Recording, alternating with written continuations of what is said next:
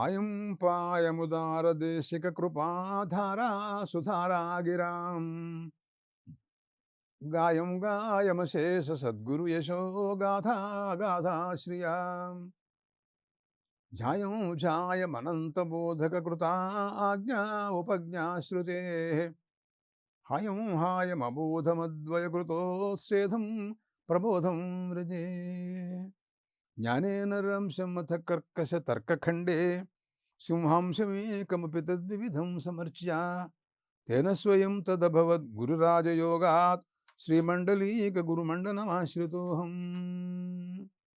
వివాహ ప్రకరణం. వధూవరులు అన్యోన్యం అక్షతారోపణ చేసుకుంటూ చెప్పే మంత్రాలు. ఆ సందర్భంలో వరుడు చెప్పినటువంటి కబుర్లు మంత్రాల ద్వారా వాటి యొక్క భావాల గురించి మనం వింటున్నాం.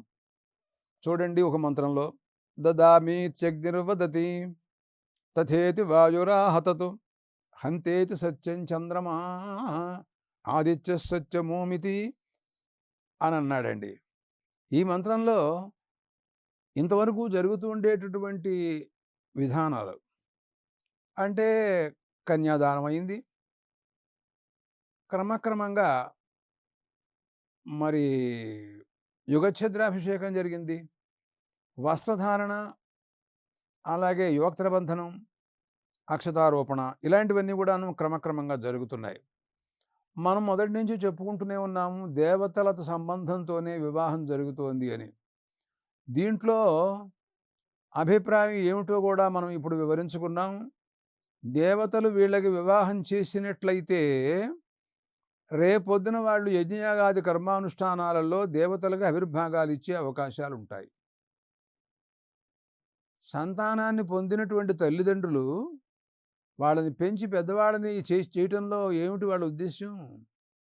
తర్వాత వీళ్ళు లేవలేనప్పుడు వాళ్ళు వీళ్ళని చూస్తారు అనేటటువంటి కోరిక సహజం. వీళ్ళని వీళ్ళు పెంచారు, తర్వాత వాళ్ళను వాళ్ళు పెంచుతారు. ఒక మంత్రం ఉంటుంది, ఆశ్చర్యకరమైనటువంటి మాట. ఇదివరకు దాకా ఎవరు తండ్రి అని వ్యవహరింపబడ్డాడో ఆ తర్వాత వాడు కుమారుడు అవుతున్నాడయ్యా అని అంటాడు. అదేంటండి అంటే, కుమారుడు ఎట్లా అవుతాడు? ముసలాడు అవుతాడు అనాలి కానీ కుమారుడు అవుతాడు అనొచ్చా? అంటే అర్థం అది కాదు. అంటే ఆ తర్వాత కొడుకు పోషణలో వాడు ఉండిపోవాల్సి వస్తుంది అని దానికి అర్థం అన్నమాట. అది అది యత్రానశ్చక్ర జరసంతనూనాం పుత్రాసో యత్ర పితరో భవంతి అంట. యత్ర యస్యాం అవస్థాయాం, ఏ అవస్థలో పుత్రాసో యత్ర పితరో భవంతి, వార్ధక్యావస్థలో పుత్రులు తండ్రులవుతున్నారు అందండి మంత్రం. అక్కడ పుత్రులు తండ్రులు అవటం ఏమిటయ్యా అని అంటే, తండ్రి అయినాడు అంటే రక్షకుడుగా ఉంటాడు, రక్షిస్తాడు, కాపాడుతాడు, అన్నం పెడతాడు, పోషిస్తాడు అని దానికి అర్థం.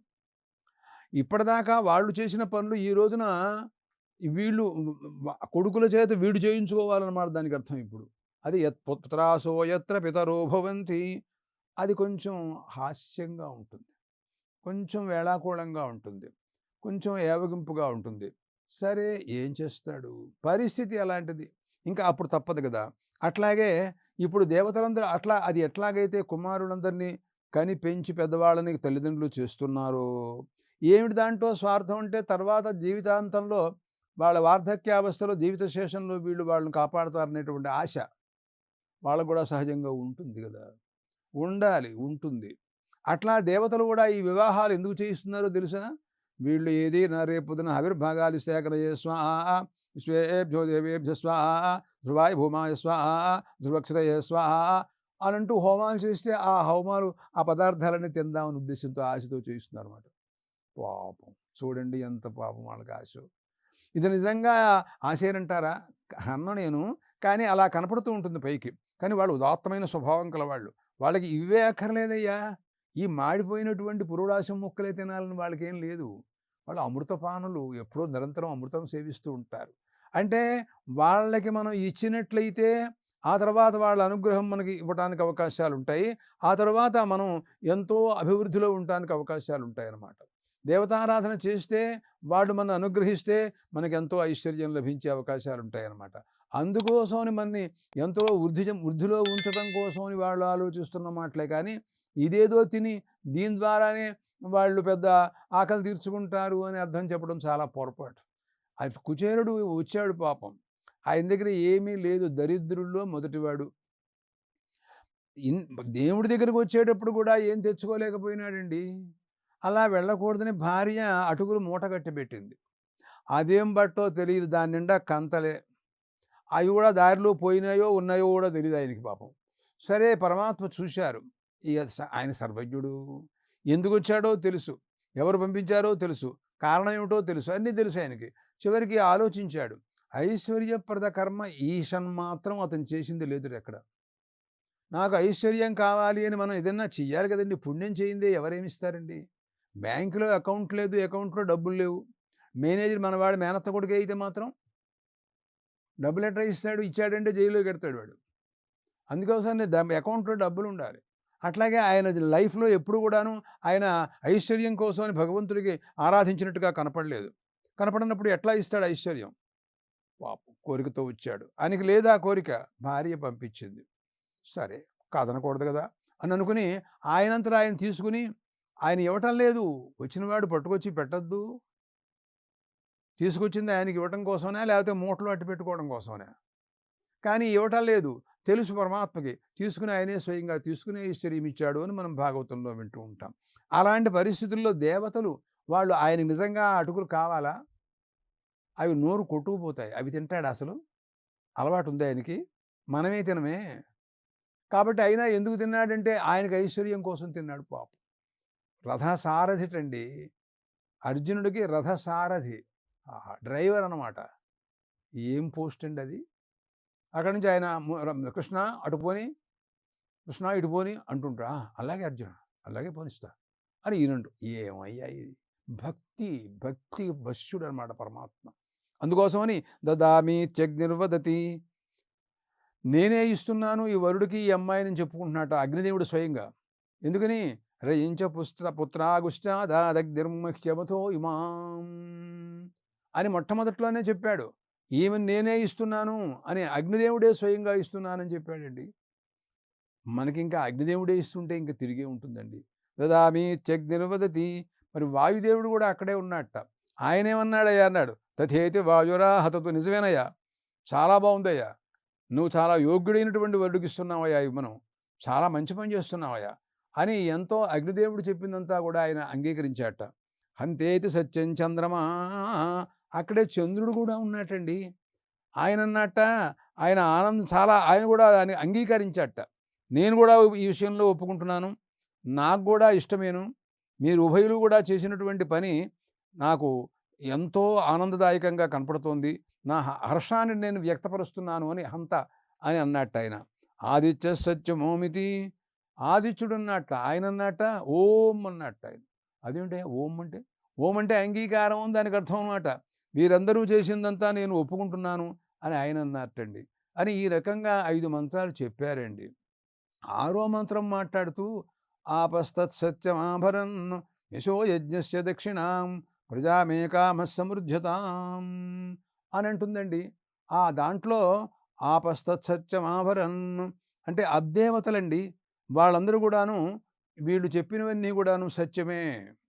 ఇంతవరకు ఏ దేవతలు, అగ్నిదేవుడు ప్రకృతి, వాయువు అగ్ని, వాయువు ఆదిత్యుడు మొదలైన వాళ్ళందరూ ఏ మాటలు చెప్పారో అవన్నీ కూడా సత్యాతి సత్యములు, సత్యం సందేహం లేదు దీంట్లో అని ఈ రకంగా అబ్దేవతలు కూడా మాట్లాడారండి.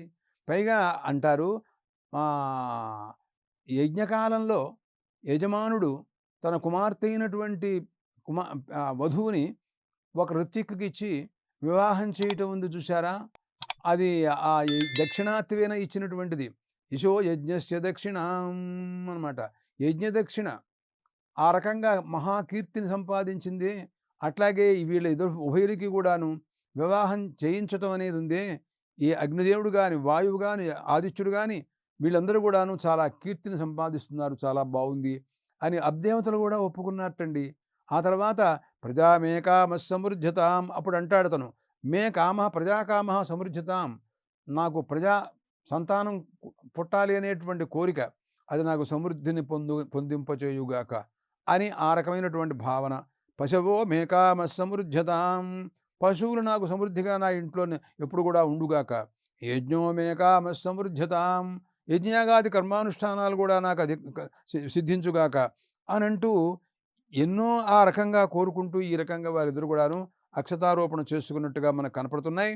అంటే పశుప్రాప్తి, ఇంకా అలాగే అన్ని కామములు, ఒక కోరిక కాదు, 2 కాదు, అవన్నీ నాకు సిద్ధించాలి అని అతను కోరుకుంటూ వీళ్ళు ఉభయులు కూడాను ఆ అక్షతారోపణ చేసుకున్నట్టుగా మనకు కనపడుతోందండి. ఈ సందర్భంలో మనకు ఒకటి గుర్తొస్తోంది. రామాయణం, అక్కడ సీతారాముల యొక్క ఇలాగే అక్షతారోపణ.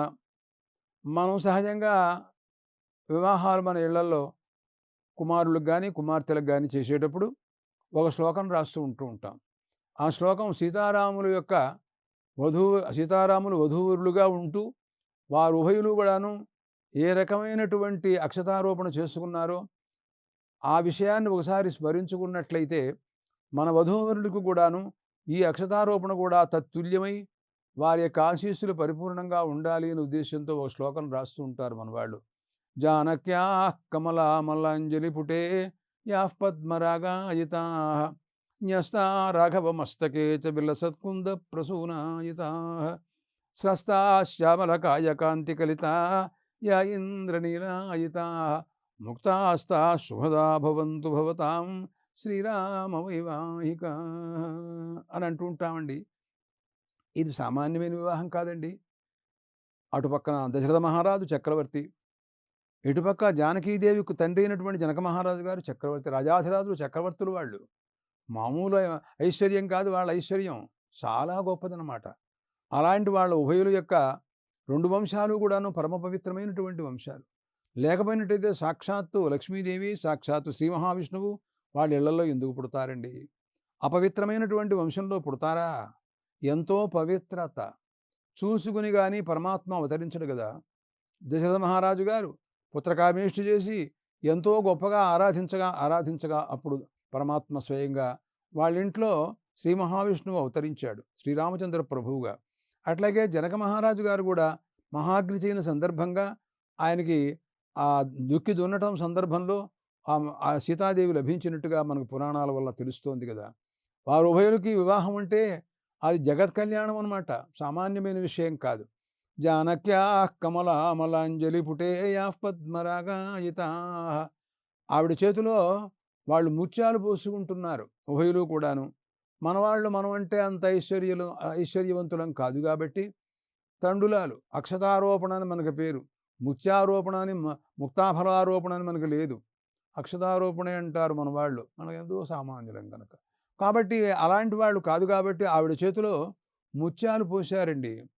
ఆ తర్వాత ఆవిడ ఆ వరుడైనటువంటి శ్రీరామచంద్ర ప్రభువు యొక్క శిరస్సు యందు ఉంచాలి.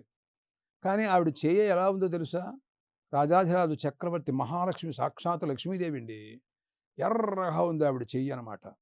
అటువంటి చేతిలో తెల్లటి ముత్యాలు పోస్తే ఈ తెలుపు రంగుకి అవతల పక్క ఏ రంగు ఉంటే ఆ రంగును ఆకర్షించడం దాని స్వభావం అన్నమాట.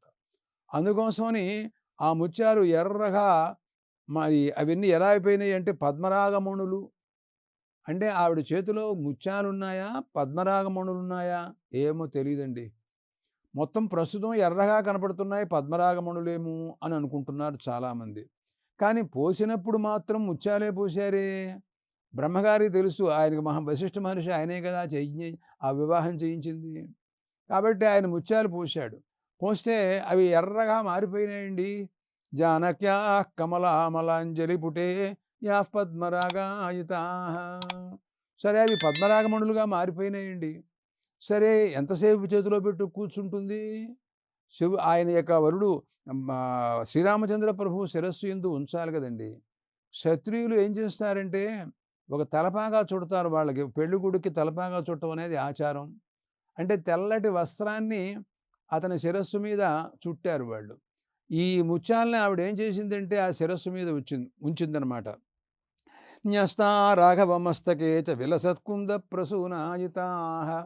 ఆ శిరస్సు యందు ఉంచినటువంటి ఆ శిరస్సు యందు తెల్లటి వస్త్రాన్ని వాళ్ళు కట్టారు కాబట్టి, అది తెల్లగా ఉంది కాబట్టి ప్రస్తుతం అసలు ఆవిడ చేతిలో ఉన్నవి ముత్యాలే కనుక మామూలుగా తెల్లగా మళ్ళీ ఆయన శిరస్సు యందు ముత్యాలన్నీ కూడా తెల్లగా వికసించిన మల్లెపూలా అన్నట్టుగా ప్రకాశిస్తూ నెత్తి మీద ఉన్నాయండి అవి. కానీ ఆవిడ కాసిని కూసిని పోయలేదు. చాలా పోస్తోందనమాట దానికర్థం. ఉత్సాహాతిశయంతో పోస్తోంది. అక్కడి నుంచి జారిపోవటం ప్రారంభించిన ఈ శిరస్సు నుండి ఆయన శరీరం మీద స్రస్తార్ శ్యామల కాయకాంతి కలిత యా ఇంద్రనీలాయితాః. ఆ మహానుభావుడు ఇంద్రనీల మేఘశ్యాముడు. అదేం వర్ణమో, ఎందుకు తీసుకున్నాడో, అది ఏమిటో మరి ఆయనకే తెలియాలి ఆ విషయం. వాళ్ళు ఐచ్ఛికమైనటువంటి శరీరం అండి అది. మనలాంటి శరీరాలు కావు. వాళ్ళు ఏ రకంగా ఉండాలనుకుంటే ఆ రకంగా ఉంటారు వాళ్ళు. కృష్ణ పరమాత్మ కూడా అలాగే ఉంటారు. ఏమిటో మరి ఆ ఇంద్రనీలమణి ఆ నలుపు రంగు మీద వాళ్ళకి, నలుపు అంటే నలుపు కాదు మళ్ళీ. అది మసిబొగ్గులాగాను కాటుక లాంటి నలుపు కాదది. అదొక చిత్రమైనటువంటి నలుపు. అలాగా ఉండాలని అనుకున్నారు పరమాత్మ. ఆయన శరీరం మించి అలా జారుతున్నాయండి అవి. పడుతుంటే నీలమేఘశ్యామంగా కనపడుతూ ఉండేటువంటి శరీర కాంతి వెంటనే ఆ కాంతిని ఆ ముత్యాలు లాగేసుకున్నాయి. లాగేసుకుని ఆ పడుతున్నటువంటి ముత్యాలన్నీ కూడాను ఇంద్రనీల మాణిక్యాలు జారి పడుతున్నాయా అన్నట్టుగా కనపడుతున్నాయి అన్నీ కూడానండి. అరే! అసలు మొట్టమొదటి నుంచి ఉన్నటువంటివన్నీ ముత్యాలే. ఆవిడ చేతిలోకి వచ్చేటప్పటికల్లా పద్మరాగమణులైనాయి. మళ్ళీ తిరిగి శిరస్సు మీద ఉంచితే మళ్ళీ ఆ మల్లెపూలాగా తెల్లగా మారినాయి. మళ్ళీ శరీరం మించి జారుతూ ఉంటే ఇంద్రనీల మాణిక్యాల్లాగా మళ్ళీ మారుతున్నాయిటండి. స్రస్తా శ్యామల కాయ కాంతి కలితాయ ఇంద్రనీలాయితాః ముక్తాస్తా శుభదా భవంతు. అటువంటి ముత్యాలు అంటే తెలుపుకి ఆ పక్కన ఉన్న వర్ణాన్ని లాక్కునే శక్తి సామర్థ్యాలు ఉంటాయి కాబట్టి ఆ రకమైనటువంటి రంగులు ఆ రకంగా మారిపోతున్నాయి అన్నమాట దానికి అర్థం. అవి మనందరికీ కూడాను శుభాన్ని కలగజేయుగాక ఆ ముత్యాలు అని మనం అందరం కూడా రోజు చెప్పుకుంటూ ఉంటాం. అది ప్రస్తుతం వివాహ సందర్భంలో ఉన్నాం కనుక వధూవరులకు ఉభయులకి కూడాను అక్షతారోపణ జరుగుతోంది కాబట్టి ఈ సందర్భంగా ఈ ప్రసంగం కూడా మనం చేయవలసినటువంటి అవసరం ఉంది. దానికోసమనే మన శుభపత్రికల్లో ప్రతి చోట సామాన్యంగా చాలా వరకు చాలామంది రాస్తూ ఉంటారు. అసలు ఇంకొక విషయం కూడాను, ఆయన ఎదురుగా వచ్చి కూర్చున్నాడండి. శ్రీరామచంద్ర ప్రభువు వివాహం కోసం వచ్చాడు. ఆ వధువును కూడా తీసుకొచ్చి కూర్చోబెట్టారు. ఆయన అటు ఇటు చూస్తున్నాడండి. ఎదురుగా సీత ఉంటే ఆయన అటు ఇటు చూస్తాడేంటి? సీత ఎదురుగా ఉంటే ఆవిడనే చూడాలి కానీ ఆయన అర్థం కాలేదు ఆయన కూడా. నాకే అర్థం కావట్లా. అంటే అప్పుడు అంటున్నాడు జనక మహారాజు గారు, ఓహో ఇతను కొంచెం తేడాగా ఉంది ఏదోను అని అనుకుని అప్పుడు ఆయన అంటున్నాడు. అంటే అర్థం ఏంటి తెలుసా? అది ఒక మహారాజాధిరాజు చక్రవర్తి ఇల్లు. అంటే ఆ ఇంటి నిండా అన్నీ కూడా రత్నాలు, వజ్రాలు, వైఢూర్యాలు, గోమేధికాలు, పుష్కరాగాలు ఉన్నాయి. వాట్ల వలన ఆ అన్ని చోట్ల కూడా సీత ప్రతిబింబించింది. మొత్తం ఎక్కడ చూసినా కూడా సీత కనపడుతోంది. బింబ సీత ఎవరో ప్రతిబింబ సీత ఏదో తెలియటంలా ఇప్పుడు. ఇప్పుడు ఈయన అక్షతారోపణ ప్రతిబింబానికి పోస్తాడేమో లేనిపోయింది అని అనుమానం తగిలింది జనక మహారాజు గారికి. ఓహో అనుకున్నాడు ఆయన. అంటాడు, ఇయం సీత మమసుత మహారాజా శ్రీరామచంద్ర, ఇదిగో మా అమ్మాయి ఇక్కడుంది అని చూపిస్తున్నాడు. ఇయం అని చూపిస్తున్నాడు. అంటే అపరిచ్ఛేద్యమైనటువంటి సౌందర్య రాశి. సృష్టిలో ఇంతవరకు అలాంటి సౌందర్య రాశిని ఎక్కడ ఎవరు చూడలేరు. మమసుత అన్నాడు పైగాను. అంటే నా కుమార్తె అయ్యా అంటే, మరి మమసుత అంటే ఏదైనా అహంకారమా? అహంకారం ఏం కాదండి. మరి ఏమిటంటే ఏమిటి? ఆయన యోగీశ్వరుడు, మహాజ్ఞాని. జనక మహారాజు గారు మహాజ్ఞానిని. ఆయన నిరంతరం వేదాంత విచారం చేస్తూ ఉంటాడని, ఆయనకి యాజ్ఞవల్క్య మహర్షి నిరంతరం వేదాంతోపదేశం చేస్తూ ఉంటాడని బృహదారణ్యకంలో పెద్ద ఘట్టాలు అధ్యాయాలు అంతా ఇదే. కాబట్టి అటువంటి బ్రహ్మవేత్త యొక్క కుమార్తె అన్నమాట దానికి అర్థం కూడా. మమసుత సహధర్మచరీతవా, నీకు సహధర్మచారిణి అన్నాడు. రాజానో బహువల్లభ అని ఒక మాట ఉందండి. రాజులకు చాలామంది వివాహ భార్యలు ఉంటారు. వాళ్ళ నాన్నగారికే ముగ్గురు భార్యలు ఉన్నట్టుగా మామూలుగా అందరికీ తెలిసిన విషయం. మరి ఇంకా తెలియకుండా ఇంకా భార్యలు ఉన్నారేమో మనకు తెలియదు ఆ విషయం. కాబట్టి అలాంటి ఆమెగా లేదు నా అమ్మాయి నీకు సహధర్మచారిణిగా ఉంటుంది, నువ్వు ఈవిని స్వీకరించవలసిందిగా కోరుతున్నాను. పాణిగృహీష్వ పాణిన అన్నాడండి. అంటే ఆమె చేత్తో ఆమె చేయి పుచ్చుకోవడం అంటే పాణిగ్రహణం. గృభ్ణామి తే సుప్రజాస్వాయ హస్తం మయాపత్యా జరదశ్చర్యథాస అని మనం చెప్పాంగా మంత్రాలు. అందువలన పాణిగ్రహణం నువ్వు చేయవలసిందిగా కోరుతున్నాను అని ఆయన మామగారు జనక మహారాజు గారు రాముడితో మాట్లాడినట్టుగా కనపడుతోంది. అది కూడాను. పైగా తర్వాత అన్నాడు, పతివ్రత మహాభాగా ఛాజేవ అనుగత సదా ఇత్యుక్త్వా ప్రాక్షిభద్రాజ మంత్రపూతం జలంతదా అన్నాడండి. ఏమి పతివ్రతయ్యా తెలుసా? అంటే అరణ్యాల్లోకి వస్తే అరణ్యాల్లోకి వచ్చేసాను, నేను కూడా వచ్చేస్తానని చెప్పింది. వాళ్ళ నాన్నగారు అరణ్యాల్లోకి ఆ అరణ్యవాసాన్ని ఈయనకి అవకాశం ఇస్తే దాన్ని ఎంతో ఆయన తీసుకున్నాడు. కానీ రాముడికి అరణ్యవాసం రాముడికి ఏర్పరిచారు గానీ సీతకి ఏర్పరచలేదే. అయినా సరే నేను కూడా వచ్చేస్తానంది. పతివ్రత, మహా సౌభాగ్యవంతురాలు. ఛాయేవానుగతా సదా, నీడ మన వెనకాలే ఎలా వస్తుందో అలా ఉంటుందన్నమాట ఆవిడ అర్థం. అంటే నీ దారి నీది, నా దారి నీది, నువ్వు అట్లా వెడితే నువ్వు ఫ్లైట్‌లో వెళ్ళు, నువ్వు రైల్లో రా, నీ ఫ్లైట్‌లో వెడతాను అనే రకం కాదు. ఇత్యుక్త్వా ప్రాక్షిపద్రాజా మంత్రపూతం జలం తదా, ఆ రకంగా మంత్రపూర్వకంగా ఆయన దానం చేశాడు అని ఉందండి. అసలు వివాహాన్ని గురించినటువంటి ప్రసంగాలలో చూసినట్లయితే భాగవతంలో గోపికలందరూ కూడాను వాళ్ళు చాలామంది కృష్ణ పరమాత్మని భర్తగా నిర్ణయించుకుని యమునా నదీ తీరంలో కాత్యాయని వ్రతం చేసినట్టుగా మనకు భాగవతం చెబుతుందండి. అంటే ఒక ఇసుకతో ఒక కాత్యాయని బొమ్మను తయారు చేశారు వాళ్ళు. ఆమెకు వాళ్ళు గంధపుష్పాది ధూపదీప నైవేద్యాలతో చాలా గొప్పగా వాళ్ళు పూజ చేశారు. అది యమునా నదీ తీరం. చుట్టూరా ఎన్ని పూలుంటాయో చెప్పలేం మనం అసలు. అన్ని తోటలు. అక్కడి నుంచి పట్టుకొచ్చి వాళ్ళు చాలా గొప్పగా ఆమెను ఆరాధించారండి. హవిస్సు అంటే వాళ్ళు ఉపవాసాలు చేసి కాత్యాయని వ్రతం అది. ఊరికే మనం భోజనం చేయకూడదుగా, వ్రతాలు చేసేటప్పుడు ఆహారం తక్కువ తినటం కానీ, ఉపవాసం చేయటం కానీ ఇలాంటివి ఉంటాయి. అలా ఉండాలి కానీ మనం వ్రతం అని చెప్పి పేరు చెట్టుకుని పీకి దాకా భోజనం చేయడం అలాంటివి చేయకూడదు. అలా లేదు. వాళ్ళు హవిస్సు తిని మరి యమునా నదిలో స్నానం చేసి ఆ అమ్మవారిని వాళ్ళు ఇసుకతో తయారు చేసినటువంటి ఒక అమ్మవారికి పూజ చేసి వాళ్ళందరూ కూడాను ఈ రకంగా ప్రార్థిస్తున్నారు. శ్లోక మంత్రం అంటారు దీని పేరు. కాత్యాయని మాయే మహాయోగిన్యధీశ్వరి నందగోపసుతం దేవం పతిమ్మే కురుతే నమః అని ఈ మంత్రం చెబుతూ ప్రదక్షిణాలు చేస్తున్నారండి పాపం వాళ్ళందరూ. సాక్షాత్తు అంటే ఇక్కడ పతిమ్మే కురుతే మనః అంటే కృష్ణ పరమాత్మ చాలామందిని వివాహం చేసుకున్నాడు అందరూ కూడా అని ఒక మాట మాట్లాడుతూ ఉంటారు. అంటే అక్కడ పతి శబ్దానికి రక్షకుడు అని దానికి అర్థం అన్నమాట. అంతేగాని ఈ మాట ముందు వస్తుంది, మనం చెబుతాం తర్వాత. సోమః ప్రథమో వివిధే గంధర్వో వివిధ ఉత్తరః తృతీయో అగ్నిష్టే పతిస్తురీయస్తే మనుష్యజాః అనేటటువంటి మంత్రార్థ విచారణలో పతి శబ్దానికి అర్థం ఏమిటో ముందు మనం తర్వాత మాట్లాడదాం. ఇక్కడ కూడాను పతిమ్మే కురుతే నమః అంటే అర్థం ఏంటంటే మమ్మల్ని అందరినీ రక్షించేవాడుగా ఆయన మాకు ఉండాలి అని మేము కోరుతున్నాము దానికి అర్థం అనమాట. వాళ్ళు ఏమంటున్నారంటే ఓ కాత్యాయిని, ఓ అమ్మవారు అంటే ఆ పార్వతీదేవినే వాళ్ళు ఆ రకంగా సంబోధించి మాట్లాడుతున్నారు దానికి అర్థం అనమాట. కాత్యాయని మహామాయే, మహాశక్తి స్వరూపిణి ఆవిడ తలుచుకుంటే ఏదైనా చేయగలదు. అలాంటిదన్నమాట. మహాయోగిన్యధీశ్వరి, మహాయోగీశ్వరారుడు అనమాట దానికి అర్థం ఆవిడ. నందగోపసుతం దేవం, ఆ నందుడు అనేటటువంటి ఆయన ఉన్నాడే బృందావనంలో, అక్కడ మరి గోపికలందరిలోకి వాళ్ళందరికీ నందుడని ఒక మహారాజు గారు ఉంటాడని, వాళ్ళ కుమారుడుగా అక్కడ వ్యవహరింపబడ్డాడు కదండి కృష్ణ పరమాత్మ. వాళ్ళకి కుమారుడు ఏమిటండి ఆయన? ఏదో వాళ్ళందరూ మా అబ్బాయి మా అబ్బాయి అని అనుకుంటున్నారు. సమస్త బ్రహ్మాండములకు ప్రభువైనటువంటి సాక్షాత్ శ్రీమన్నారాయణమూర్తి కదా.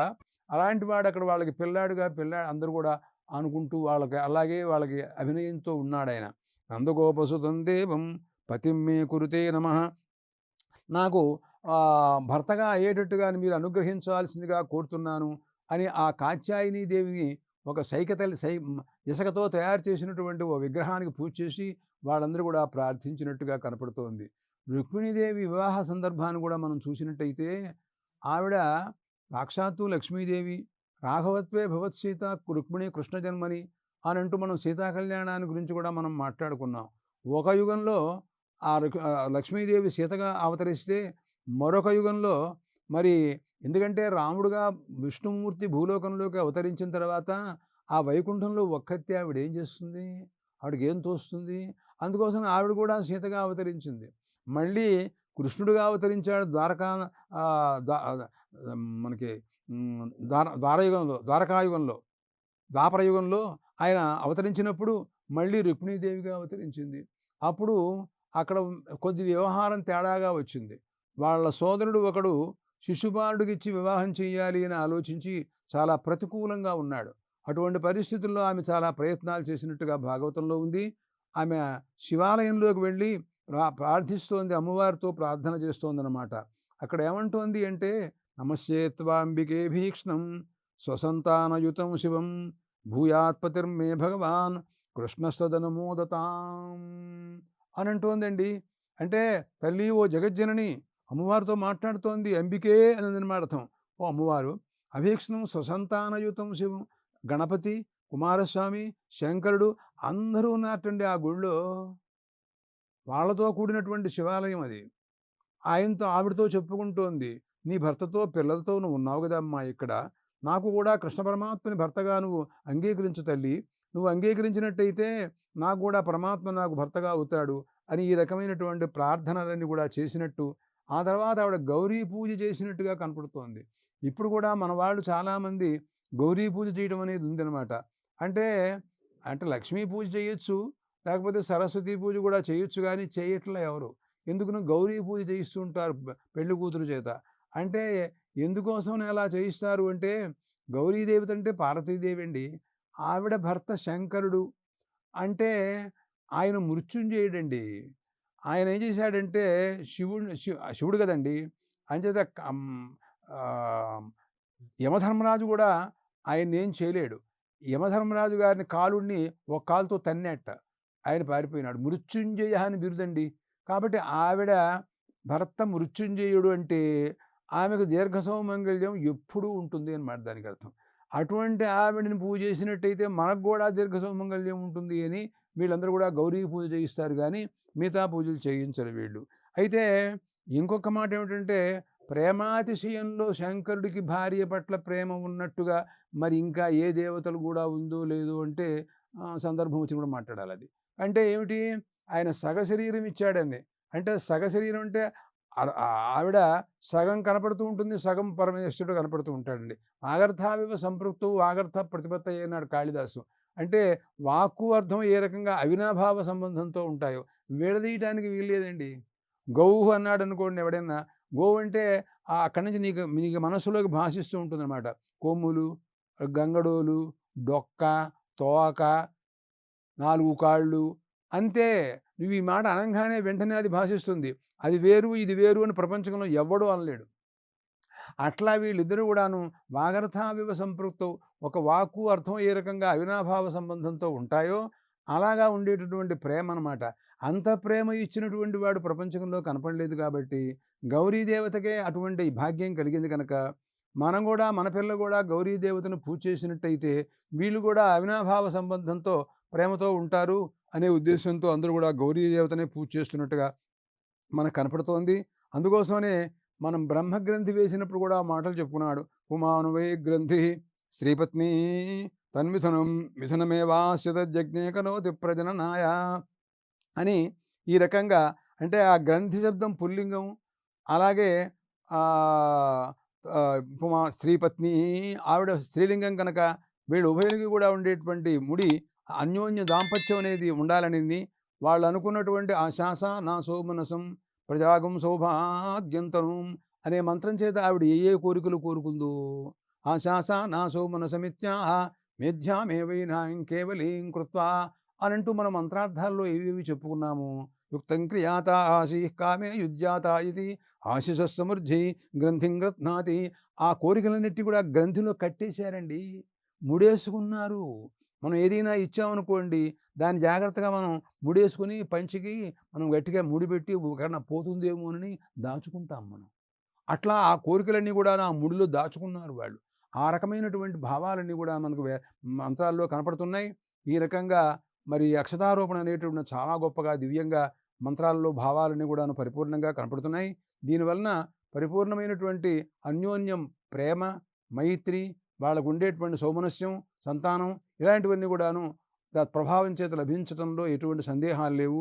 ఇలాంటి వివాహం ప్రాచీన సంప్రదాయానుసారంగా వివాహాలు అలా జరిగినప్పుడే వధూవరుల యొక్క యోగక్షేమాలు బాగా ఉంటాయని తెలుసుకోవాలి.